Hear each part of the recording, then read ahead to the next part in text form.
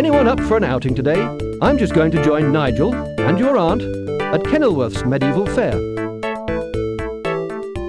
Don't they have all that neat handmade jewelry and those people who swallow swords? I'm sure they will, Jennifer. I'm especially looking forward to seeing the Queen of the Fair award her knights the Order of the Fair. It's a terrific ceremony, and there's always a bit of excitement because if she awards the false knight, she must give up her throne to him for the rest of the year. Interested? Sure thing, Uncle Baz. We'd love to go.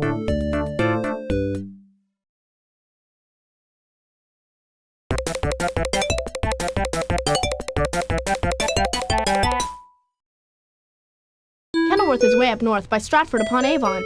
We'll need to catch the train to get there. Excellent. I love castles.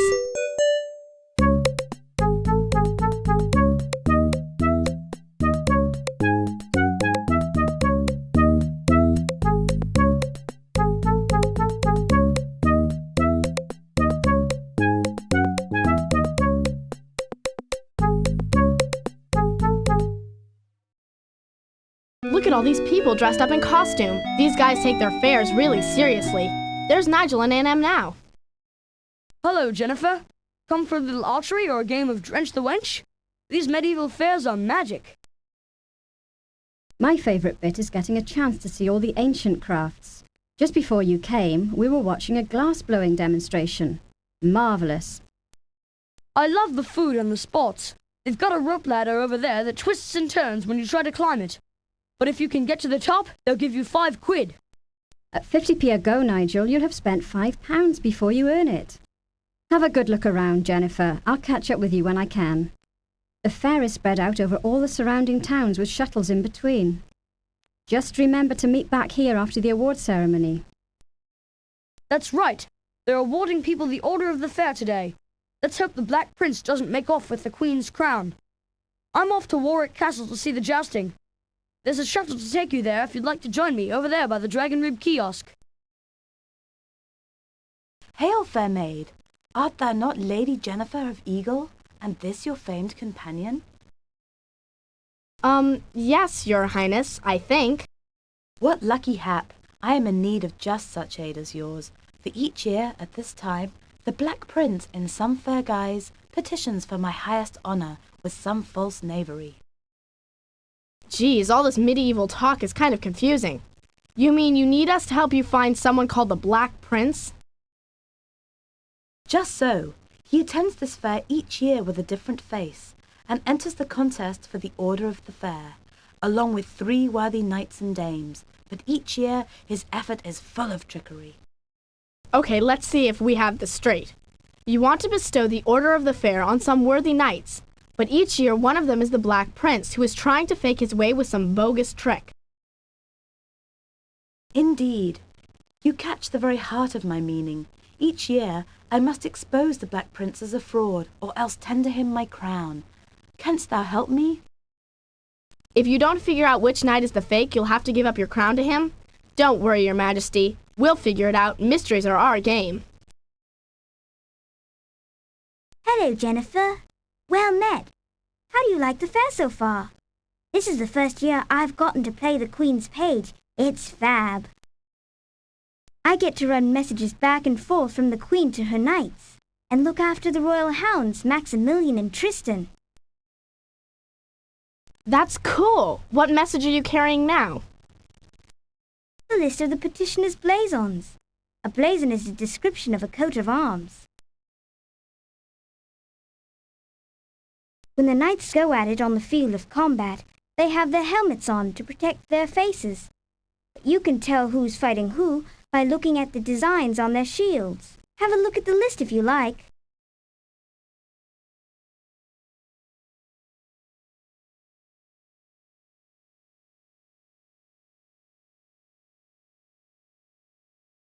I don't get it. How can you tell what their shields look like from that? It doesn't make sense. It does to anyone who knows the terms for heraldry. Sorry, Jennifer, but I must dash. This list has to be delivered to the master of the joust, and after that, the hounds are waiting for their supper.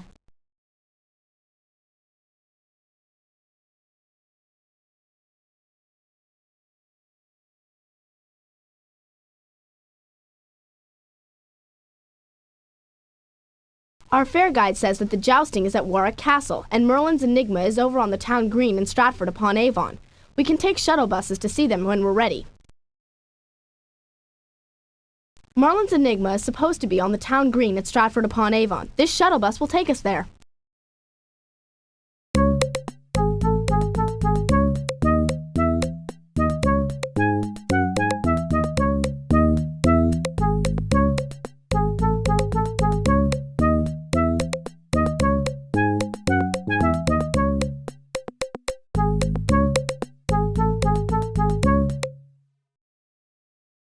Enigma is a puzzle or mystery, two things we're pretty good at.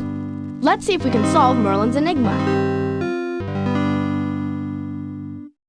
I'm the first to complete my tasks. I pledge my sword to the service of Queen Ardelis. Wow, what a terrific sword!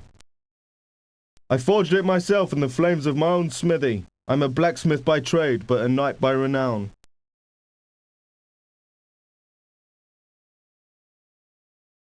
It will be my pleasure later today to add to the honor of the Armor name by receiving the Order of the Fair. Wilt thou be present to cheer me on? Sure thing. We plan to have our own important part in that ceremony, don't we? Beware, young maid, the steel of the stalls. I come fresh from the jousting field, and my blade is still hot for the blood of the Queen's foes. Well, we're friends of the Queen, so don't point that sword at us.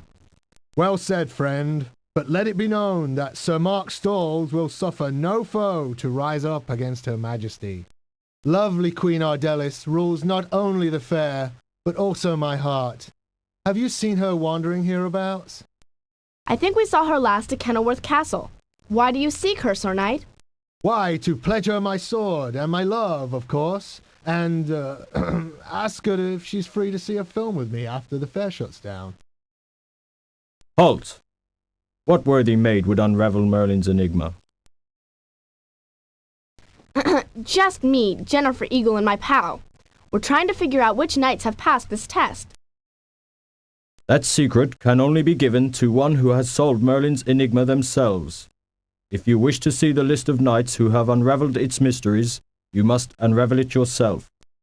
No sweat. We're champion puzzle solvers. We'll take a crack at it. Then here is your task. Merlin has devised a secret escape route from the castle at Camelot that winds its way through underground caverns to one of 3 spots. He has fled the castle through this passage and must be found.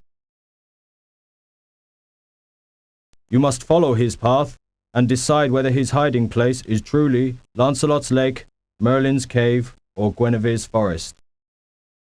Enter at your peril. Follow the true escape route from Camelot and click on Merlin's hiding place.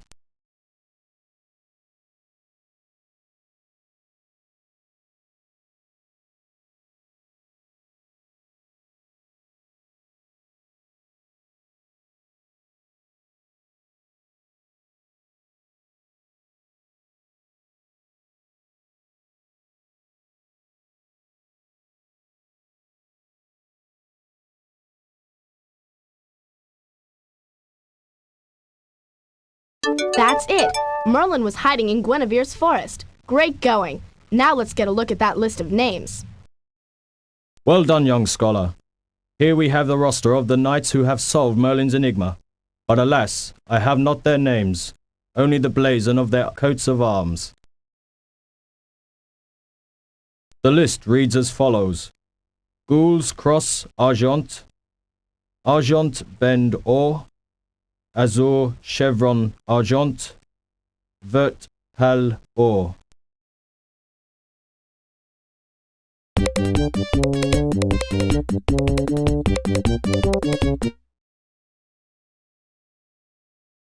This shuttle bus will take us to Warwick Castle, where they're holding the jousting. Let's go!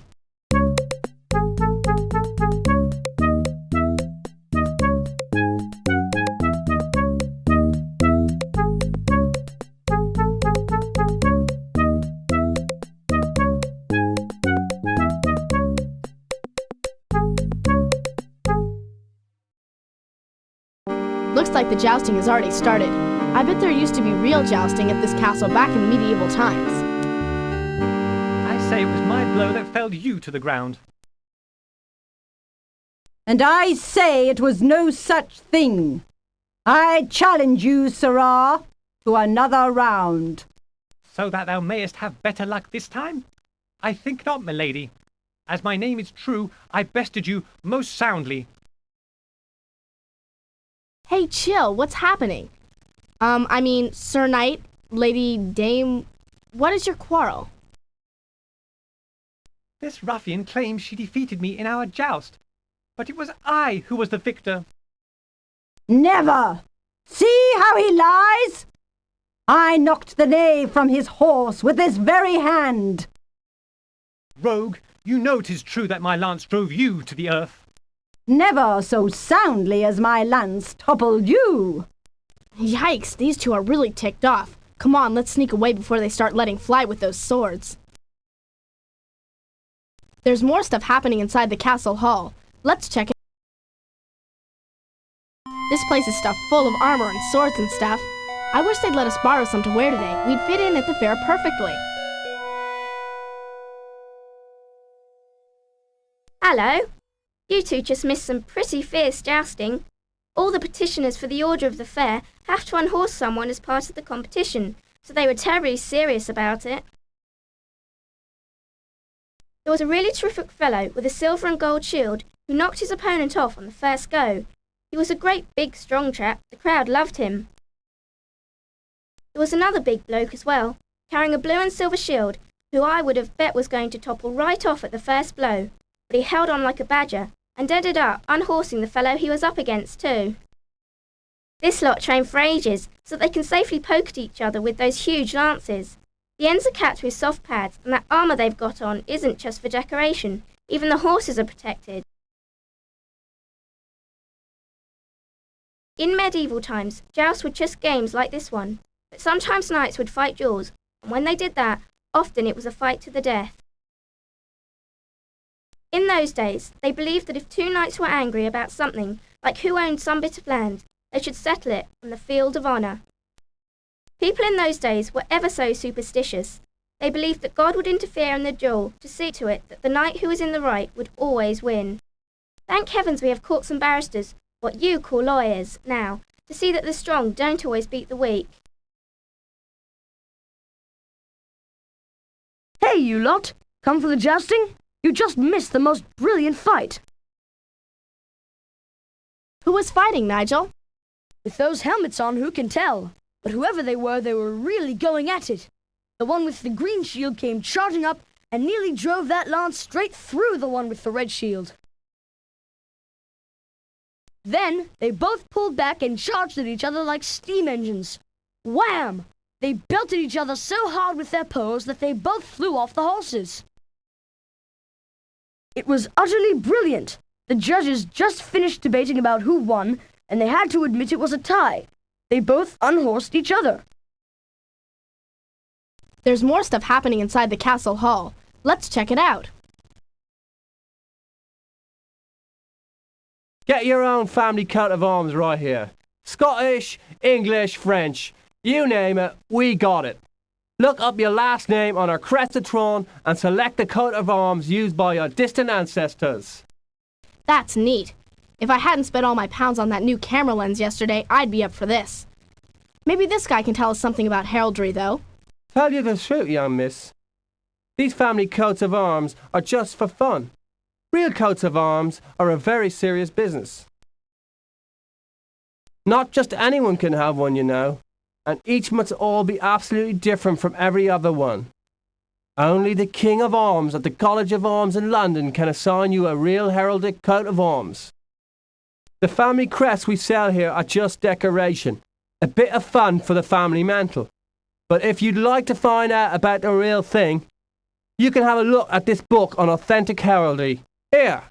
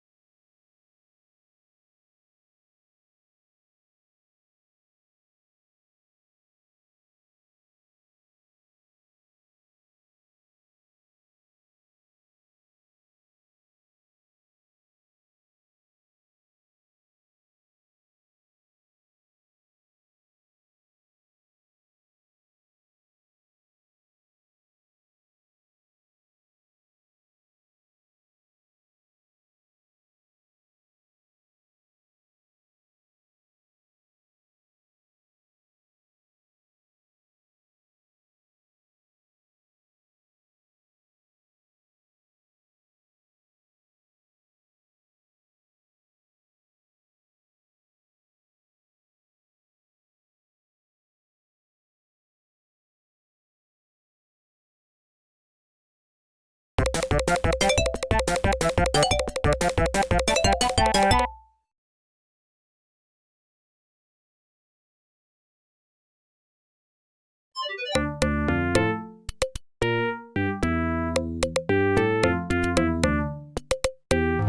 think you've put the pieces of this enigma together. Pick the clues that you think will best prove to the Queen which knight or dame is using trickery.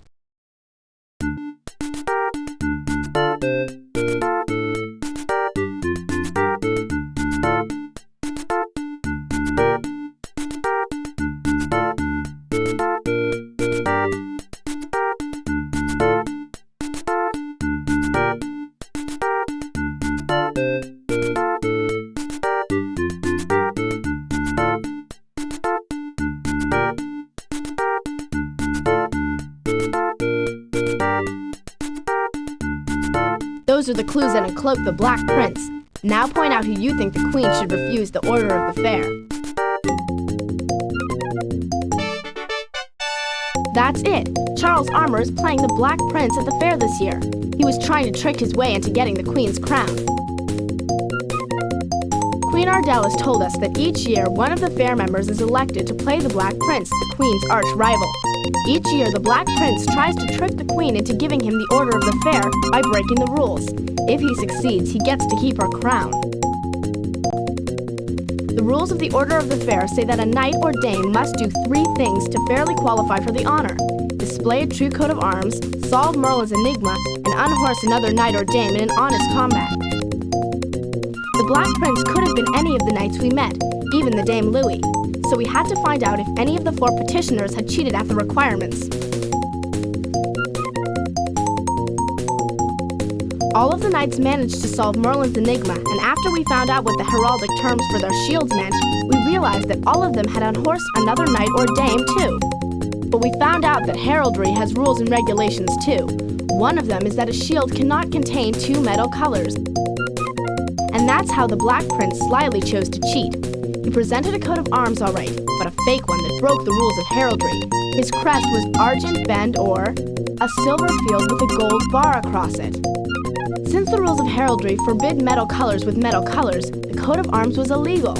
Charles Armour could have gotten the Queen's crown if you hadn't figured it out.